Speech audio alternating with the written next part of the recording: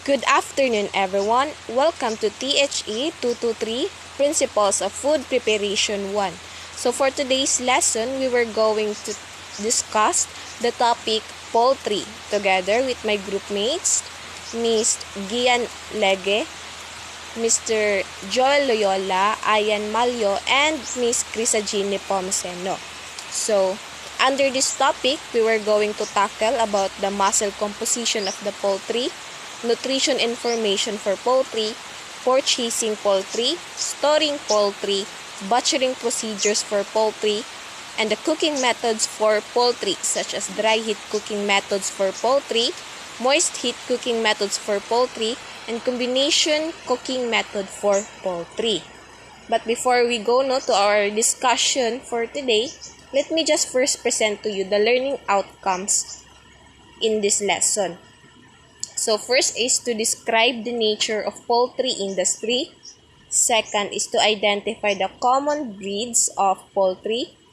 Third is to determine the poultry species. And lastly, explore preparations, cooking technique, and cooking methods for poultry. So I hope na maminaw mo because at the end of this discussion, you will going to answer the activity that we have prepared. Once again, good afternoon everyone. For today's lesson, we were going to tackle about poultry. But before that, let me first ask you a question. So, what comes into your mind when you hear the word poultry? I guess some of you have different ideas or thoughts that comes into your mind when you hear the word poultry. But I think mostly when we hear the word poultry, the first thing that comes into our mind is chicken, right? So at this lesson, we were going to tackle what is poultry. So let us know what is poultry.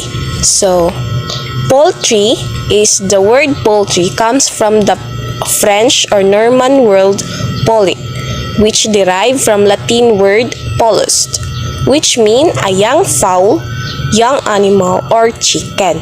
So meaning ang poultry nga word, it derives from the Latin word polus, which mean young fowl, young animal, or chicken. So ma'am, unsa man ang fowl or kanang unsa kalian ang fowl's chicken? So ay mo kalibog na class because fowl it just refer to the large selection of birds, while si chicken naman it is refers to a specific species of bird, meaning si chicken it's just is one of the species of a bird, and fowl is kanang warag general term sa bird. So that's it. So the definition of poultry is poultry is defined as any domestic bird breed solely for the purpose of producing meat and eggs. Chickens, turkeys, ducks, geese, and other poultry can be included in this definition. So as what we were read in the slide, poultry is mo ni siya ang product is meaning is mo ang poultry is about bird being reared or kanang being raised commercially or domestically for the purpose for production of meat and eggs, meaning si poultry ang product niya is meat and eggs. So that's for poultry. And some of example that are under in this poultry that it was mentioned earlier, chickens, turkeys, ducks, geese, and also other poultry. It can be also game birds. And when we talk about game birds, it's something like kanagong birds that are being hunted. So poultry is the world's second most consumed meat after pork. Poultry meat and eggs are among animal source foods most widely eaten at global level. So, poultry is most consumed meat and eaten at global level. Why is that? Sa tingin mo, nganong ang poultry is one of the most consumed meat in the market? It's because consumers love the taste of the poultry, and practically speaking, in terms of food preparation, poultry goes well with various flavor and cooking methods and recipes. Like when we use poultry in food preparation, mas wide ang atong kapilian, like daghang tag kapilian kung unsaon nato pagluto si poultry. And also one of the factors that I think nganong most consumed meat si poultry is, aside sa kanang affordable siya, poultry has low fat, and also in terms of religious and cultural belief, poultry faces few religious and cultural barrier, like despite different religious or cultural, mostly all people consume chicken, unlike pork, diba? Ang pork is, some people don't eat pork due to the religious and cultural beliefs. And also one of the factors also that poultry is being consumed widely, it's because it is one of the sources of protein. Muscle composition of poultry. So muscle composition. So the flesh of poultry and game birds is muscle tissue. So muscle tissue is composed of water, about 75%, protein about 20%, fat up to 5%, and other elements including carbohydrate in small quantities. So muscle consists of muscle fibers held together in bundle by connective tissue.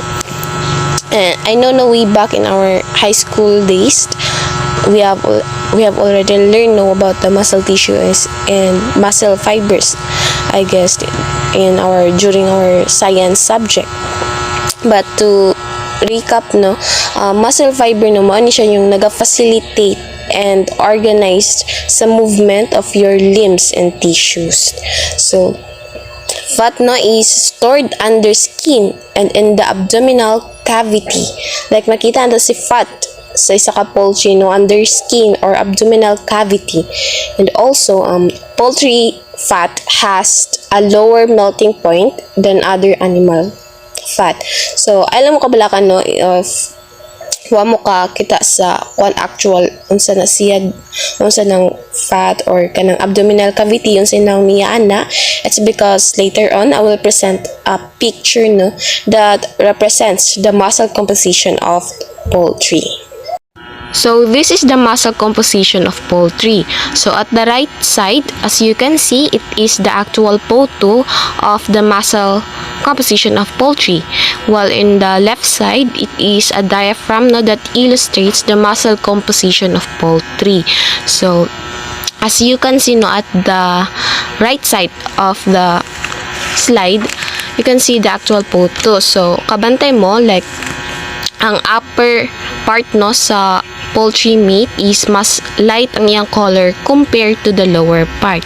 It is due to the quantity of myoglobin. So it shows that the darker part of the poultry meat has high myoglobin. By the way, myoglobin, it is a protein that stores oxygen for muscle tissue to use. And that's it for muscle composition of poultry. This time, I will be discussing the nutrition information for poultry. Poultry provides the body protein, vitamin B, including thiamine, riboflavin, niacin, pyridoxine, vitamin E, zinc, iron, and magnesium. Protein is essential for the human body because it helps build healthy bones, muscles, skin, cartilage, and blood cells. Poultry meat has high protein content, about 25%, and is comparable in quality and nutritive value to other meats. Poultry meat has a very high protein content. So when you compare vegetarian and the non-vegetarian food, you will find nga ang non-vegetarian food definitely have a higher amount of protein, but nagadepende lang na siya sa ginatake nga protein requirements sa isa ka individual, whether he or she needs low protein or high protein. Another point is that the quality of protein that is present is a good value. So poultry meat has a high nutritive value when compared to other meats, and it has all the essential amino acids. So unsa man ang amino acids? Amino acids are the basic building blocks of a protein. So if amino acids are present sa protein, then the protein is said to be complete and it will perform the perfect function of growth tissues, new tissues, and repair of existing tissues in the body. So therefore, the poultry meat, despite having a 25% amount of protein, also has a good biological value quality protein, which has many of the essential amino acids. Regarding the fats, there is little fat on the meat of young chickens, ducks, turkeys, and other kanang mga poultry nga mga animals. But the fat content is influenced by age and the type of poultry. So as the age of the animal increases, the fat content proportionately tends to increase. So nagadako ang animal, ang isa ka chicken, like for example, ang isa ka chicken, nagadako pud ang iyang fat content, no? And then chicken fat is more unsaturated than the fat of the red meat, and this has a nutritional advantage. Like other animal tissues, poultry flesh is a good source of B vitamins, especially vitamin B12, minerals, and has a good source of iron as well. Again, talking about fat, saturated fat is one which is bad for our health. No, masama siya sa ating health. So the more the age of the animal, the higher the cholesterol level could be. Saturated level of fat could increase. So nagadako ang animal, taas pud ang cholesterol level.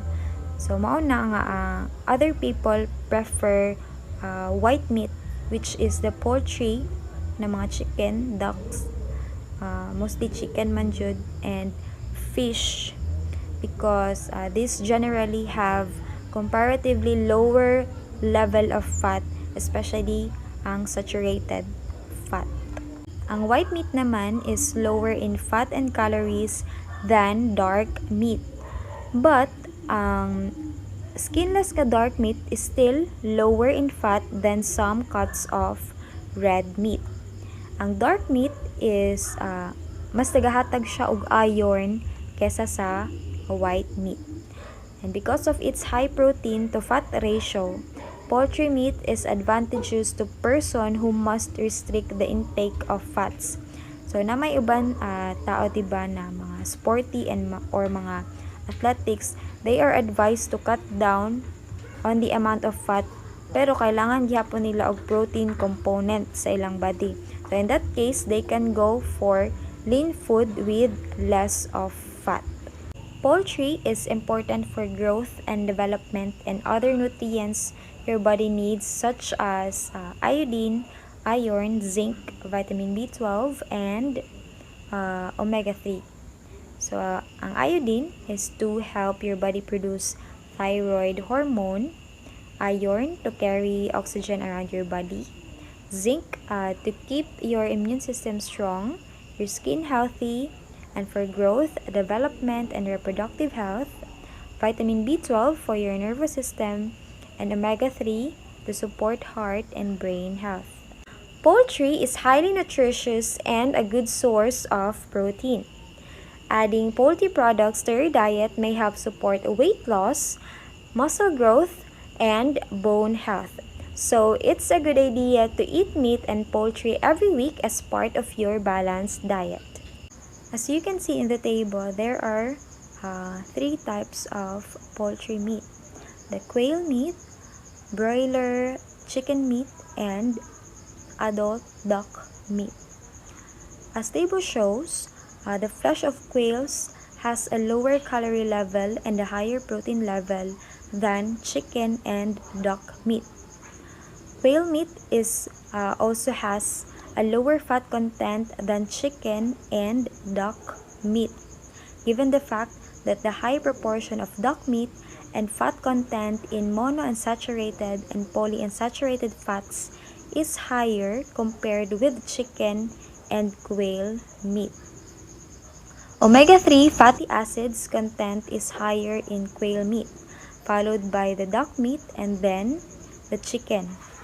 The proportion of omega-6 fatty acids is higher in duck meat, followed by the meat of chicken and quail.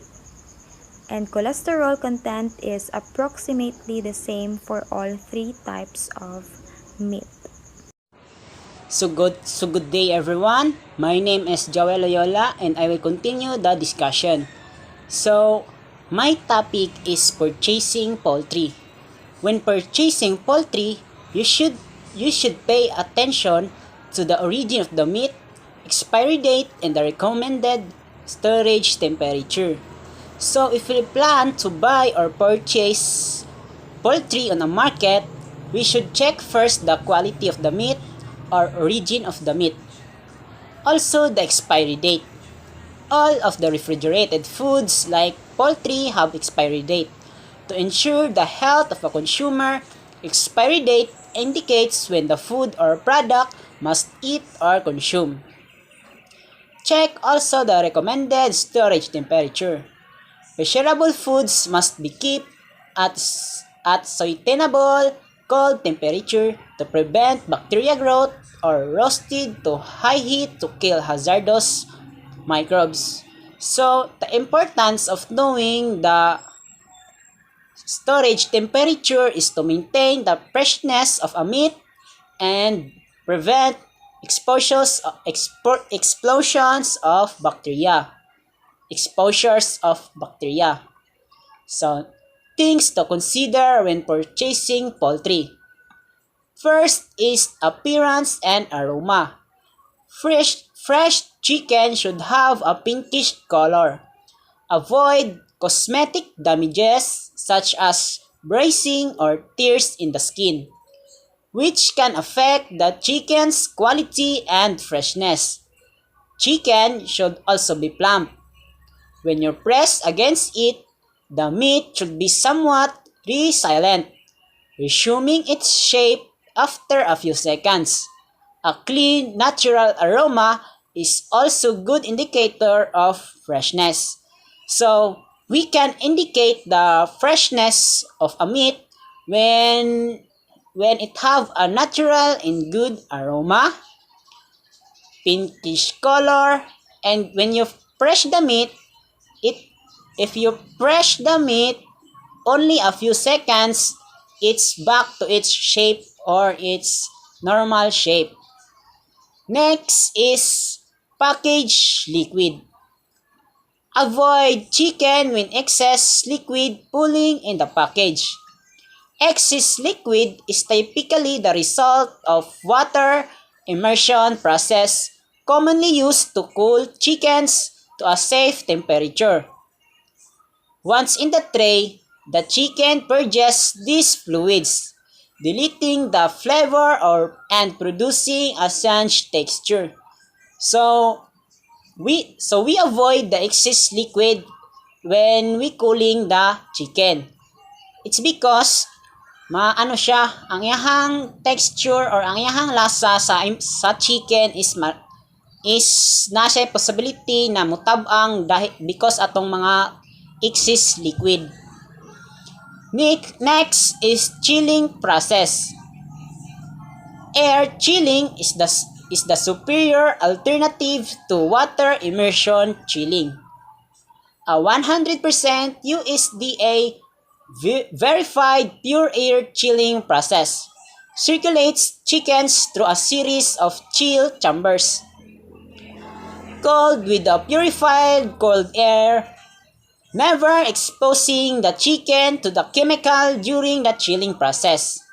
The end result is chicken with a fresh, undiluted flavors that cooks up more constantly and remain juiciness, and because it's not waterlogged, the skin also creeps up to a nice golden brown. So, ang kining chilling process is makahelp ni siya aron ma-maintain ang juiciness, tender juiciness, and ang texture sa meat of chicken.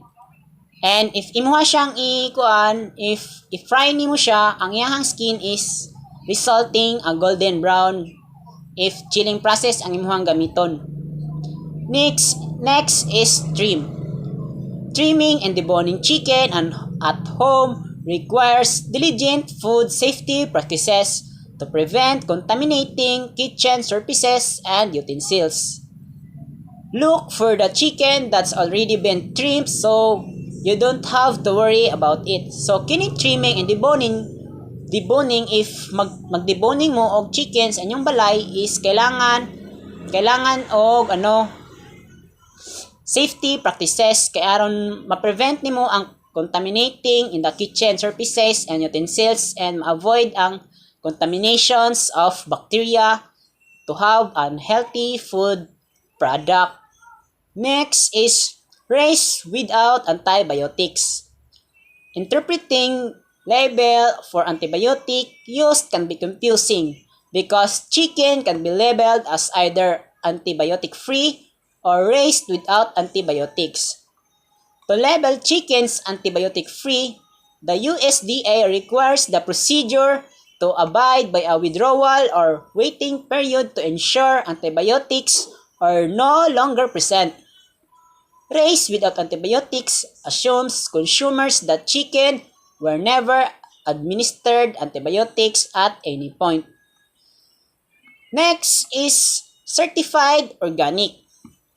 Organic certification requires that the procedures implement and follow ongoing compliance with several strict standards and practices. The USDA National Organic Program is the country's most widely used and recognized organic program.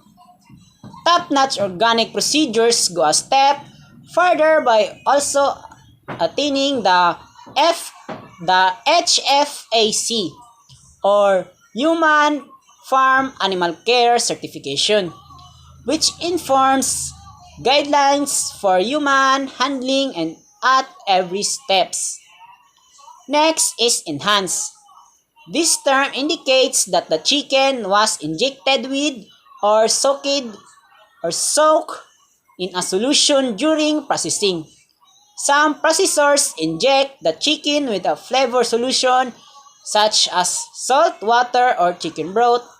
This enhanced can add nitrates and MSG and often raise to sodium level and take away from the natural flavor of the chicken. Next is vegetable feed. Chicken labeled as vegetable feed is raised on a diet that never include animal byproducts. Producers looking to cut costs and hasten growth rates may feed their chickens a diet that reinforced with animal byproduct. So, in 2019, chickens accounted for some 93% of the world's poultry population, followed by the duck with 4%, and turkeys with which is 2%. As a data on 2019, chickens has a big or largest population in the state of poultry that arrive on 93%. They prefer to poultry chickens due to their high feed meat conversion ratio, high producing eggs, because well-fed backyard hens can lay up to 250 eggs per year. So, every hen can produce 250 eggs per year. This is because it takes 24 to 26 hours to create each eggs, and the hens take a natural break each year for molting purposes. Often a days get shorter in the fall, and chicken can be crossbreed to the ducks and turkeys. So many of the poultry choose chicken to poultry. In next topic is storing poultry. Raw poultry should be stored in a bowl or a platter in the bottom of the refrigerator. Your refrigerator temperature should be 38 degrees to 40 degrees Fahrenheit or lower. Store fresh raw poultry for no more than 1 to 2 days.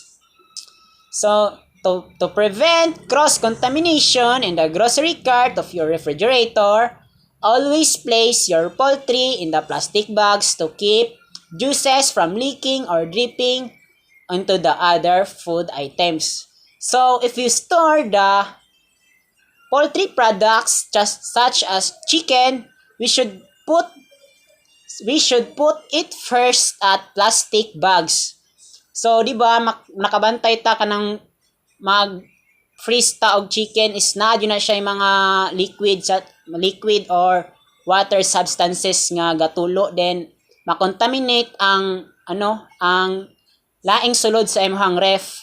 So to prevent mga ingana nga mga contamination, ang ato ang chicken is ibutang nato siya sa bowl or Tupperware or a plastic bag na ma-contain o dili mo agas ang tubig kaya aron ma-avoid ang contamination o dili pud siya langsa kay malangsa naman tong uban na naa sa ref.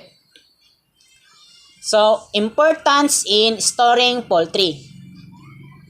First is place raw poultry on the ice if you expect the trip from the market to your refrigerator to the last more than 1 hour.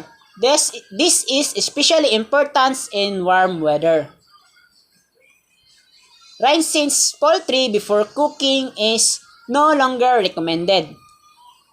Rinsing poultry spreads tiny droplets or contamination around the sink in the kitchen area. Any bacteria present on the poultry will be effectively destroyed in the cooking process.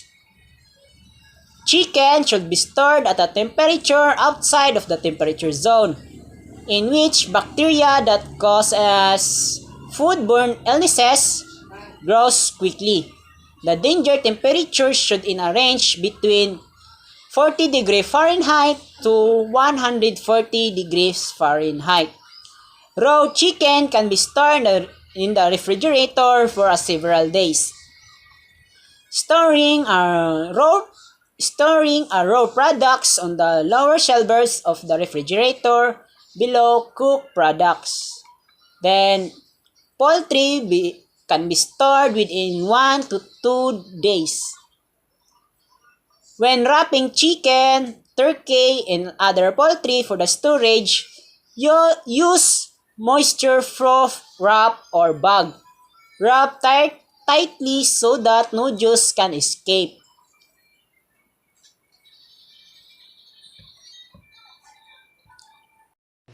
Now moving forward with the methods of cooking for poultry. Actually, there are two types of cooking methods for meat and poultry. First is moist heat and second is dry heat. Stewing, braising, poaching, boiling, steaming, and frying are all examples of moist heat cooking method. Grilling, broiling, roasting, sauteing, and baking, on the other hand, are all examples of dry heat cooking method. In order to achieve the desired tenderness, juiciness, and flavor, perfect timing and temperature is necessary and imperative. Any cooking process in which heat is transmitted to the food without the use of additional moisture is known as dry heat cooking method. High temperature, usually about 300 degrees Fahrenheit or even higher, are usually used in this approach. It's worth noting that browning food such as lechon manok, diba, is only possible with dry heat cooking. Now, moving forward, let's define the different examples of dry heat cooking method, which I believe you are all familiar already since we have discussed this in other subject first semester, but we will just touch in about the definitions of each. First, we have on the list is grilling. Cooking food on a rack over a heat source. Remember, cooking food on a rack over a heat source such as charcoal fire or uling or ceramic briquettes heated by gas flames is known as grilling. Direct heat immediately sears the outside of food, giving it a strong, roasted, and occasionally delightfully charred flavor. And so remember, it is direct over. So meaning this is the food item and this is the heat source. Next we have is broiling. Direct radiant heat is used to cook food either on a grill over live coals or beneath a gas burner or electric coil. Broiling varies from roasting and baking in that the food is turned halfway through the cooking process, allowing one side to cook at a time. So, since direct food ang ginagamit na heat sa broiling, do not be confused with grilling since I have always remember that grilling is the heat source is below the food item. On the other hand, broiling is above the food item. So if this is the food item, then this is the source of the heat. So that's it. Next, we have roasting.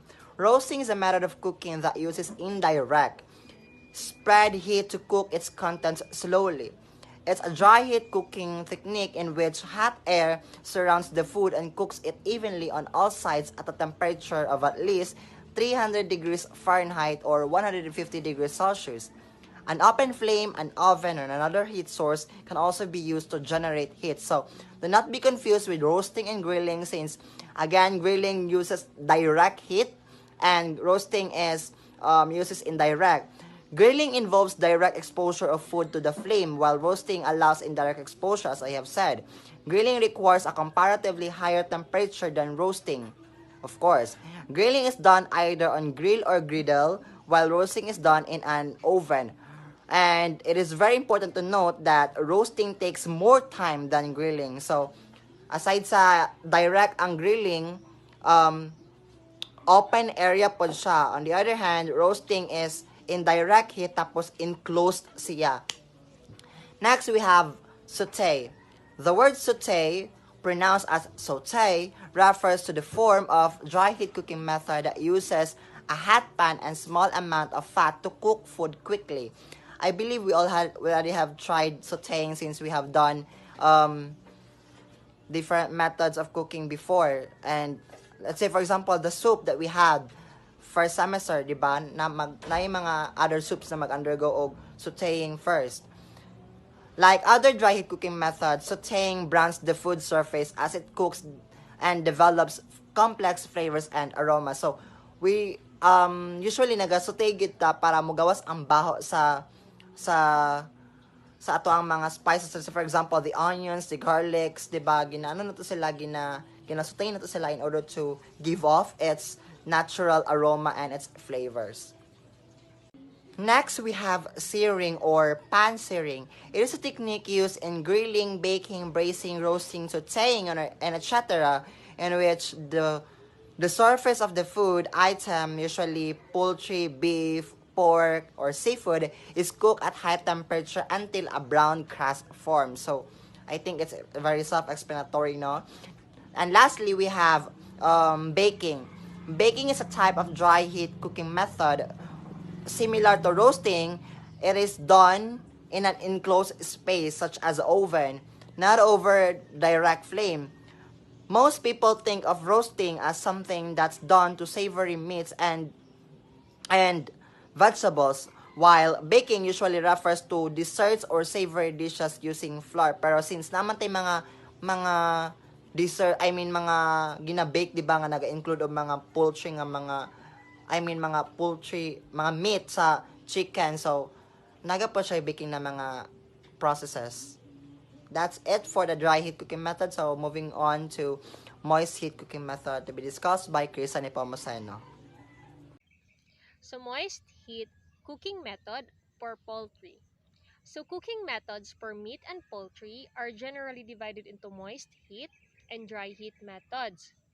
Moist heat includes stewing, braising, poaching, boiling, steaming, and frying. So dry heat includes grilling, broiling, roasting, sauteing, and baking. So different cuts are suited for different cooking methods and recipes. So dry heat methods include roasting, oven broiling, grilling, broiling, pan frying, and stir frying. So the following are the moist heat cooking method for poultry. So first we have this stewing. So when we say stewing, it is a combination cooking method that uses small, uniform pieces of meat that are totally immersed in liquid and slowly simmered. So in this case, the food and the liquid are served together as one dish. Next, we have the braising. So the cooking of meat or vegetables by heating them slowly with oil and moisture in a tightly sealed vessel. So braising differs from stewing, in which the food is immersed in liquid, and from covered roasting, in which no liquid is added. Then poaching. So poaching is a moist heat method of cooking by submerging food in some kind of liquid and heating at a low temperature. So this is a technique that is used to cook delicate proteins such as fish, chicken, and eggs, so as well as some fruits and vegetables. So boiling. So food is cooked by immersion in water that has been heated to near its boiling point. So 212 degree Fahrenheit to 100 degrees Celsius, so at sea level. So at higher altitudes, water boils at lower temperatures. Then steaming, so it is obviously by the use of a steamer. So steam cooking is a form of cooking in which food is cooked using moist heat. So boiling water but vaporize into steam, so which generate heat. So unlike the boiling, the food is kept separate from the water and only exposed to the heat source of the steam. So it works by transferring heat from the oven to the food rather than the other way around. So frying. So the cooking of food in hot fats or oils, usually done with a shallow oil bath in a pan over a fire, or a so-called deep fat frying. So in which the food is completely immersed in a deeper vessel of hot oil.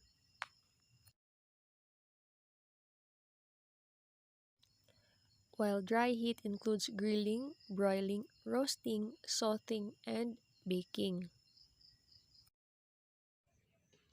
Then, combination cooking methods for poultry.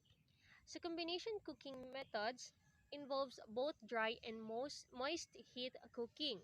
So braising, stewing, and pot roasting are all combination cooking methods which are excellent for cooking tougher but often use often tastier cuts of meats.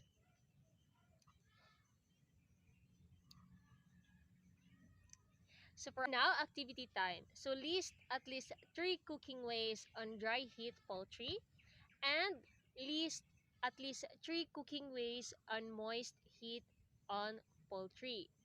So we will give you a time to answer the activity.